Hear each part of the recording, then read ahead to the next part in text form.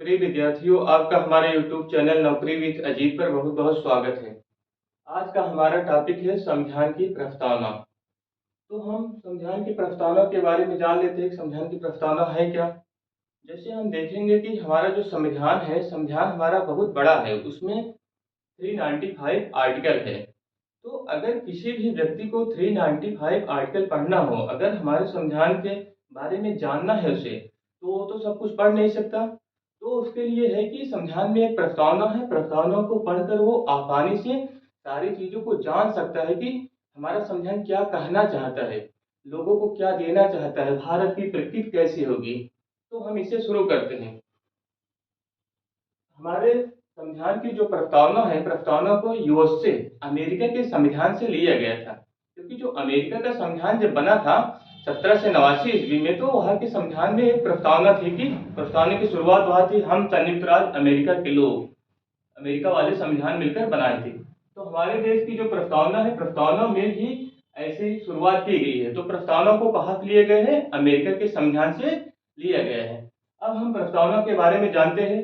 देखिए, हम भारत के लोग भारत को एक संपूर्ण प्रभुत्व संपन्न समाजवादी पंथ निरपेक्ष लोकतंत्रात्मक गणराज्य बनाने के लिए तथा उसके समस्त नागरिकों को सामाजिक आर्थिक राजनीतिक न्याय विचार अव्यक्त विश्वास धर्म और उपासना की स्वतंत्रता प्रतिष्ठा और अवसर की समता प्राप्त कराने के लिए तथा उन सब में व्यक्ति की गरिमा और राष्ट्र की एकता और अखंडता सुनिश्चित कराने वाली बंधुता बढ़ाने के लिए दृढ़ संकल्प होकर अपनी संविधान सभा में आज 26 नवंबर 1949 को इस संविधान को अंगीकृत अनियमित और आत्मर्पित करते हैं। अब हम संविधान की प्रस्तावना के बारे में जान लेते हैं। जो ये शब्द दिए गए इसका क्या मतलब है। देखिए, हम भारत के लोग, इसका मतलब ये हुआ कि भारतीय संविधान को किसके द्वारा बनाया गया है। तो भारतीय संविधान को भारत के लोगों के द्वारा बनाया गया है। आप देखेंगे कि भारत के लोग तो डायरेक्ट संविधान सभा में नहीं गए थे, लेकिन उन्होंने अपना प्रतिनिधि भेजा था। प्रत्येक 10 लाख की आबादी पर एक व्यक्ति संविधान बनाने के लिए गया था। कहाँ गया था? संविधान सभा में गया था। तो इस प्रकार संविधान में आप देखेंगे कि संविधान को शक्ति कहाँ से मिलती है? लोगों से शक्ति मिलती है। भारत के लोगों से संविधान को शक्ति मिलती है।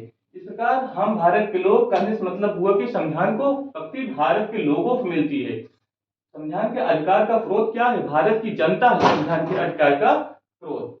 आगे देखिए, भारत को एक संपूर्ण प्रभुत्व संपन्न, भारत को अब क्या बनाना चाहते हैं? भारत की प्रकृति क्या होगी? तो भारत की प्रकृति होगी संपूर्ण प्रभुत्व संपन्न। भारत संपूर्ण मतलब एकदम पूर्ण रूप से प्रभुत्व संपन्न होगा। प्रभुत्व संपन्न कहने से मतलब ये हुआ कि भारत क्या होगा कि अपना डिसीजन खुद लेने के लिए स्वतंत्र होगा। भारत अपने आंतरिक और बाह्य मामलों में किसी के अधीन नहीं होगा। अब भारत को क्या करना है क्या नहीं, कोई ऊपर उसकी शक्ति नहीं बैठी है जो भारत को बताएगी क्या करना है क्या नहीं करना है।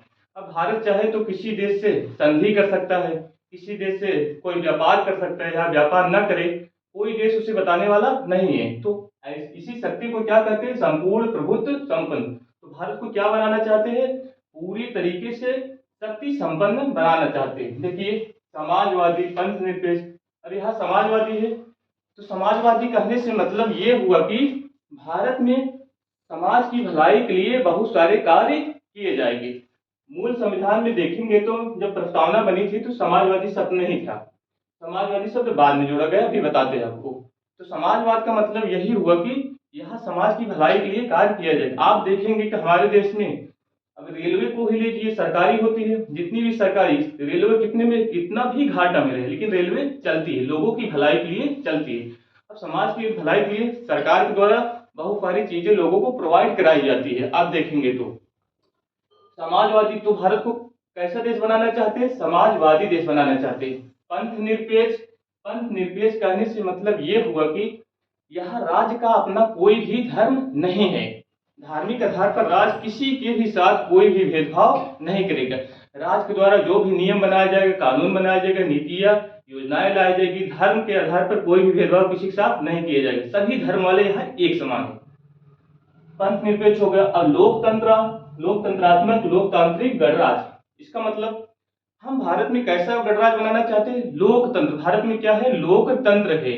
यहाँ लोगों के द्वारा चुनी हुई सरकार के द्वारा शासन चलाया जाता है। आप देखेंगे कि जो सरकार बनती है, कार्यपालिका होती है, कार्यपालिका विधायिका के प्रति जवाबदेह होती है। उसे विधायिका में प्रश्नों का उत्तर देना पड़ता है, क्योंकि लोगों ने अपना प्रतिनिधि चुनकर कहाँ भेजा है, संसद में भेजा है। लोगों की ओर से वो लोग प्रश्न करेंगे, आवाज उठाएंगे। तो हम भारत को क्या बनाना चाहते हैं? लोकतांत्रिक गणराज। गणराज का मतलब हो जाएगा कि जो हेड ऑफ स्टेट होगा, राज्य का सर्वे सर्वा होगा। जैसे हमारे यहाँ राष्ट्रपति होते हैं, तो राष्ट्रपति का चुनाव होता है। जैसे वंशानुगत शासक, जो अगर राजतंत्र हो जाएगा तो राजतंत्र में क्या होता है, राजतंत्र में राजा या रानी होते हैं, उनके बाद उसका पुत्र शासक हो जाता है। तो वहाँ चुनाव नहीं होता, वंशानुगत होता है। लेकिन गणतंत्र में आप देखेंगे, गणतंत्र में हेड ऑफ स्टेट जो देश का प्रमुख होता है, उसका हमेशा चुनाव होता है। हमारे यहाँ राष्ट्रपति का चुनाव 5 वर्षों के लिए होता है। तो हमारा देश क्या है? लोकतांत्रिक गणराज है। तो लोकतांत्रिक गणराज बनाने के लिए तो भारत की प्रकृति क्या हो जाएगी? संपूर्ण प्रभुत्व संपन्न समाजवादी हो जाएगी, पंथ निरपेक्ष हो जाएगी, लोकतांत्रिक गणराज्य हो जाएगी बनाने के लिए, तथा इसके समस्त नागरिकों को, इसके भारत में रहने वाले समस्त नागरिकों को, अब देखो क्या देना चाहते हैं? सामाजिक, आर्थिक, राजनीतिक न्याय। इसके सारे नागरिकों को न्याय प्रदान करने की बात की जा रही। कैसा न्याय? यहाँ पर आप देखेंगे कि 3 प्रकार के न्याय की चर्चा की गई: सामाजिक न्याय, आर्थिक न्याय, राजनीतिक न्याय। ये क्वेश्चन परीक्षाओं में पूछता है कि संविधान की प्रस्तावना में कितने प्रकार के न्याय की चर्चा की गई। तो यहाँ आपको याद रखना 3 प्रकार के न्याय: सामाजिक न्याय, आर्थिक न्याय, राजनीतिक न्याय। अब हम इसका अर्थ समझ लेते हैं। सामाजिक न्याय कहने से मतलब हुआ समाज में किसी भी व्यक्ति के साथ किसी भी आधार पर कोई भेदभाव नहीं किए जाएंगे, न तो जाति के आधार पर, न तो धर्म के आधार पर, न तो लिंग के आधार पर, न ही रंग रूप के आधार पर किसी के भी साथ कोई भी भेदभाव नहीं किया जाएगा। और समाज में किसी भी वर्ग को कोई भी विशेषाधिकार नहीं मिलेगा। तो ये हो गया आपका सामाजिक न्याय। आर्थिक न्याय। आर्थिक न्याय कहने से मतलब कि समाज में आर्थिक आधार पर किसी के साथ कोई भेदभाव नहीं किया जाएगा। समाज में सरकार जो होगी, राज्य जो होगा, राज्य के द्वारा ऐसी नीति और नियम लाया जाएगा कि जो आय की विषमता है, अमीर और गरीब के बीच की जो खाई बहुत चौड़ी होती है, आय की विषमता को समाप्त करने का प्रयास किया जाएगा। ये हो जाएगा आपका आर्थिक न्याय। राजनीतिक न्याय। राजनीतिक न्याय कहने से मतलब समाज में, राज्य में रहने वाले जो भी लोग रहेंगे उनके लिए एक जैसे राजनीतिक अधिकार हो, राजनीतिक अधिकार होंगे। राजनीतिक दफ्तरों में वे लोग जा सकते हैं, चुनाव लड़ सकते हैं, वोट दे सकते हैं। सबके साथ कोई भी भेदभाव किसी के भी साथ, धर्म के आधार पर, जाति के आधार पर, लिंग के आधार पर, रंग के आधार पर, रूप के आधार पर, वेशभूषा के आधार पर, बोली के आधार पर, क्षेत्र के आधार पर किसी के भी साथ कोई भी भेदभाव नहीं किया जाएगा। तो कितने प्रकार की न्याय देने की बात की जा रही है? 3 प्रकार के: सामाजिक न्याय, आर्थिक न्याय, राजनीतिक न्याय। 3 प्रकार का न्याय हो गया यहाँ पर। और आगे देखिए, विचार, अव्यक्त विश्वास, धर्म और उपासना की स्वतंत्रता। यहाँ आप देखेंगे 5 प्रकार की स्वतंत्रता देने की बात की जा रही है। कितने प्रकार की स्वतंत्रता? 5 प्रकार की। ये भी क्वेश्चन परीक्षा में आता है कि भारतीय संविधान की प्रस्तावना में कितने प्रकार की स्वतंत्रता देने की बात की जा रही है। यहाँ 5 प्रकार की स्वतंत्रता है: विचार, अव्यक्त विश्वास, धर्म और उपासना। कोई भी व्यक्ति विचार करने के लिए स्वतंत्र है, अव्यक्त विचारों को अव्यक्ति दे सकता है, विश्वास, कोई भी विश्वास अपना सकता है, किसी भी मत को अपना सकता है, धर्म और उपासना, किसी भी धर्म का पालन कर सकता है, उस धर्म के अनुसार अपना उपासना कर सकता है। ये सारी चीजें आर्टिकल 25 से 28 में दी गई। 25, 26, 27, 28 में ये सारी चीजें दी गई है। तो 5 प्रकार की स्वतंत्रता के बारे में बताया गया है: विचार, अव्यक्त विश्वास, धर्म और उपासना की स्वतंत्रता। 3 प्रकार के न्याय: सामाजिक, आर्थिक, राजनीतिक न्याय। 5 प्रकार की स्वतंत्रता: विचार, अव्यक्त विश्वास, धर्म और उपासना की स्वतंत्रता। आगे हम देखते हैं प्रतिष्ठा और अवसर की समता। 2 प्रकार की समानता की, प्रतिष्ठा की समानता रहेगी और सबको समान अवसर मिलेगा। सबको, भारत में रहने वाले सभी लोगों के लिए समान अवसर होगी। 2 प्रकार की समानता हो गई। अब आगे देखते हैं प्राप्त कराने के लिए तथा उन सब में व्यक्ति की गरिमा और राष्ट्र की एकता और अखंडता। उन सब में क्या? व्यक्ति की गरिमा को प्राप्त करने के लिए प्रयास किया जा रहा है यहाँ पर। और राष्ट्र की एकता और अखंडता बढ़ाने के लिए सुनिश्चित करने वाली बंधुता। ऐसे भाईचारे की भावना बनाई जाएगी कि भारत में रहने वाला कोई व्यक्ति किसी भी धर्म का है, जाति का है, वे भारत को अपना समझे, सब अपने को मिलकर एक समझे। भाईचारे की भावना बनाई जाएगी। बढ़ाने के लिए दृढ़ संकल्प होकर अपनी संविधान सभा में वो लोग क्या होंगे, दृढ़ संकल्प होकर अपनी संविधान सभा में आज दिनांक, ये दिनांक जो दिए गए संविधान के बनने की तारीख दी गई कि संविधान कब बना, दिनांक 26 नवंबर 1949, ये संविधान के बनने की तारीख दी गई 26 नवंबर 1949 को हमारा संविधान बन गया था। एतद द्वारा सभी लोग मिलकर 26 नवंबर 1949 को सभी लोग मिलकर इस संविधान को अंगीकृत करते हैं, नियमित करते हैं, एक अधिनियम का रूप देते हैं और आत्मर्पित करते हैं, अपने ऊपर अर्पित करते हैं, इसे मानने के लिए सब लोग तैयार होते हैं। अब हम यहाँ देख लेते हैं आगे कि भारत के संविधान की जो प्रस्तावना है, जब शुरू प्रस्तावना बनाई गई, संविधान बना था, तो प्रस्तावना में ये समाजवादी, पंथ निरपेक्ष और अखंडता, ये तीनों शब्द नहीं थे। हमारे देश के जो संविधान है, संविधान की प्रस्तावना में एक बार संशोधन अभी तक किया गया। 42वें संविधान संशोधन 1976 के द्वारा 3 शब्द यहाँ पर जोड़े गए। एक संशोधन हुआ है 42वां संविधान संशोधन 1976, फॉर सिंह समिति की सिफारिश पर यह संशोधन हुआ है। तो 3 शब्द यहाँ जोड़े गए, एक जोड़ा गया है समाजवादी, दूसरा पंथ निरपेक्ष, तीसरा शब्द जोड़ा गया है और अखंडता। तो 42वें संविधान संशोधन 1976 के द्वारा हमारे संविधान की प्रस्तावना में 3 शब्द जोड़े गए। तो संविधान की प्रस्तावना में कितनी बार संशोधन हुआ है? अभी एक बार। संविधान की प्रस्तावना केवल एक बार संशोधन किया गया है। कौन कौन शब्द जोड़े गए? समाजवादी, पंथ निरपेक्ष और अखंडता, 3 शब्द जोड़े गए, याद रखना है, 3 शब्द, समाजवादी, पंथ निरपेक्ष और अखंडता।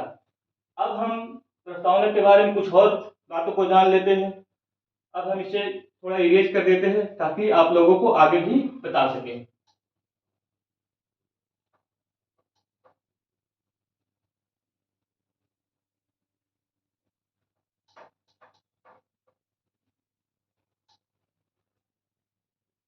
देखिए, तो प्रस्तावना से जितने भी अब प्रश्न बनते हैं हम आप लोगों को आगे बता रहे हैं। तो प्रस्तावना को कहाँ से लिए गए? प्रस्तावना को अमेरिका के संविधान से लिया गया है। कहाँ से लिए गए प्रस्तावना को? प्रस्तावना को अमेरिका के संविधान से लिया गया है।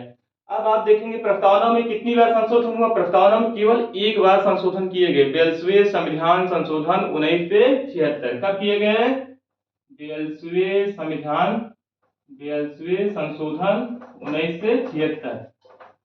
1976 के द्वारा संशोधन किया गया है। एक संशोधन अब तक हुआ है।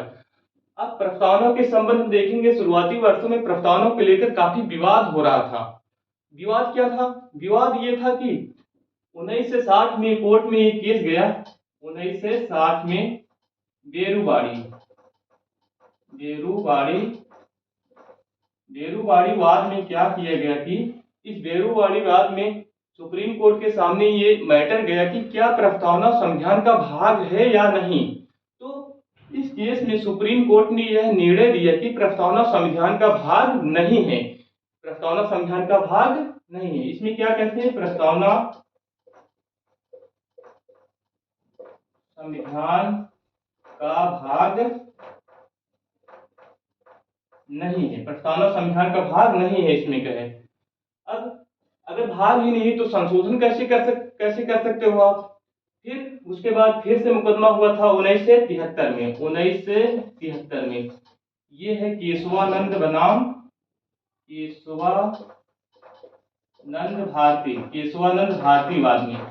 केशवानंद भारती वाद में क्या किया गया कि 1973 फिर से यही मैटर उठा कि क्या प्रस्तावना संविधान का भाग है अथवा नहीं है। तो केशवानंद भारती बनाम केरल राज्य में सुप्रीम कोर्ट ने अपने पूर्व के निर्णय को पलट दिया और कहा कि जो प्रस्तावना है संविधान का भाग है। इसमें कहा कि प्रस्तावना संविधान का भाग है और संसद को यह अधिकार है कि संविधान की प्रस्तावना में भी संशोधन कर सकती है। तो इसमें भाग ही नहीं माना, बल्कि कहा कि प्रस्तावना संविधान की आत्मा है। भाग ही नहीं बल्कि क्या है? आत्मा है। तो और हम आगे देख लेते हैं अब संविधान के बारे में, संविधान की प्रस्तावना के बारे में कुछ। तो प्रस्तावना को कुछ लोगों ने कुछ कहा है, कुछ लोगों ने अपने विचार दिए प्रस्तावना के बारे में। तो प्रस्तावना के बारे में आप देखेंगे कि एक प्रसिद्ध न्यायविद है जिनका नाम है, न्यायविद व संविधान विशेषज्ञ जिनका नाम है N.A. पालकीवाला। क्या नाम है उनका? N.A. पालकीवाला। उनका नाम है N.A. पालकीवाला। एन ए पालकी वाला, एन ए पालकी वाला, इन्होंने कहा था कि संविधान का परिचय पत्र, संविधान का परिचय पत्र, इन्होंने क्या कहा था? इन्होंने प्रस्तावना के बारे में कहा था कि प्रस्तावना जो है ये संविधान का परिचय पत्र है। संविधान का परिचय पत्र किसे कहा? किसने कहा? एन ए पालकी वाला ने। अब परिचय पत्र क्यों कहा? क्योंकि आपको पता होगा कि जैसे विद्यालय होते हैं, कॉलेज होते हैं, उसमें एक आई कार्ड लगा होता है। अब आई कार्ड में अगर कोई बाहर का व्यक्ति देखना चाहे कि आई कार्ड को देखकर आसानी से समझ सकता है आप किस विद्यालय में, किस कॉलेज में पढ़ रहे हो, आप किस कक्षा में हो, आपका नाम क्या है, आसानी से समझ सकता है। वैसे ही कोई अगर भारतीय व्यक्ति या विदेशी व्यक्ति भारतीय संविधान को जानना चाहे कि भारतीय संविधान में है क्या, तो प्रस्तावना को देखकर आसानी से समझ सकता है प्रस्तावना का सार क्या है, हमारे संविधान का सार क्या है, दर्शन क्या है। तो प्रस्तावना जो है हमारे संविधान का सार है, हमारे संविधान का दर्शन है। और प्रस्तावना को संविधान की आत्मा कहते हैं। प्रस्तावना को क्या कहते हैं? संविधान की आत्मा। और एक और व्यक्ति थे, उनका नाम था अल्लादी कृष्ण स्वामी अय्यर, अल्लादी कृष्ण स्वामी अय्यर। इन्होंने कहा था कि जो प्रस्तावना है हमारे दीर्घकालिक सपनों का विचार है। अल्लादी कृष्ण स्वामी अय्यर के अनुसार जो भारतीय संविधान की प्रस्तावना है, इन्होंने कहा था कि हमारे दीर्घकालिक सपनों का विचार है। ये कोटेशन दिए है अल्लादी कृष्ण स्वामी अय्यर ने। अब संविधान की जो प्रस्तावना है उसे भारतीय संविधान की आत्मा कहते हैं। संविधान की प्रस्तावना को भारतीय संविधान की आत्मा कहा जाता है। आप अगर वैसे बी आर अम्बेडकर साहब के अनुसार आर्टिकल 32 को संविधान की आत्मा कहा जाता है। अम्बेडकर साहब ने आर्टिकल 32 को संविधान की आत्मा कहा है। अगर आपसे कोई आर्टिकल पूछे, एक आर्टिकल बताइए जो संविधान की आत्मा कहा जाता है, तो वहां पर आर्टिकल 32 आएगा। लेकिन अगर वैसे आप कहेंगे कि संविधान की आत्मा किसे कहते हैं, तो भारतीय संविधान की प्रस्तावना को भारतीय संविधान की आत्मा कहा जाता है। भारतीय संविधान की प्रस्तावना को भारतीय संविधान की आत्मा कहा जाता है। ईश्वरानंद ने कहा था कि संविधान का भाग है। भारतीय संविधान की प्रस्तावना को भारतीय संविधान का परिचय पत्र कहते हैं। किसने कहा था? एन ए पालकी वाला जी ने कहा था। प्रस्तावना हमारे दीर्घकालिक सपनों का विचार है। ये कोटेशन किसने दिया था? अल्लादी कृष्ण स्वामी अय्यर जी ने ये कोटेशन दिया था। तो प्रस्तावना के बारे में जितने भी क्वेश्चन बन सकते हैं हमने आपको बता दिया है। धन्यवाद।